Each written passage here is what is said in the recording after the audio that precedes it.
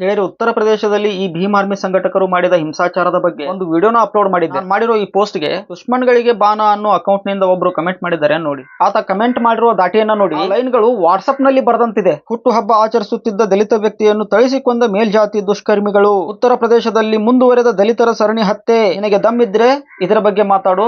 ಅಪ್ಪ ಅದು ಇದು ಎಲ್ಲ ಮಾತಾಡಿದಾನೆ ಬಿಡಿ. ನನಗೆ ಉತ್ತರ ಪ್ರದೇಶದ ಆ ಕೇಸ್ ಬಗ್ಗೆ ಗೊತ್ತಿತ್ತು, ಆದ್ರೂ ನಾನು ಆತನಿಗೆ ರಿಪ್ಲೈ ಮಾಡಕ್ ಹೋಗ್ಲಿಲ್ಲ. ಆಮೇಲೆ ಮತ್ತೊಂದು ಕಮೆಂಟ್ ಮಾಡ್ತಾನೆ, ಯಾಕೆ ಇದ್ರ ಬಗ್ಗೆ ಮಾತಾಡೋದಿಲ್ವಾ, ಮೀಟರ್ ಆಫ್ ಆಯ್ತಾ ಅಂತ ಕೇಳ್ತಾನೆ. ಆಗ ನಾನು ಆ ಕಮೆಂಟ್ ಗಳಿಗೆ ರಿಪ್ಲೈ ಮಾಡಿ ಹೇಳ್ಬೇಕಾದದ್ದನ್ನ ಹೇಳಿದೆ. ನಾನು ಹೇಳಿದ ಸತ್ಯವನ್ನ ನೋಡಿ ಆತನ ಮೀಟರ್ ಆಫ್ ಆಯ್ತು ಅನ್ಸುತ್ತೆ.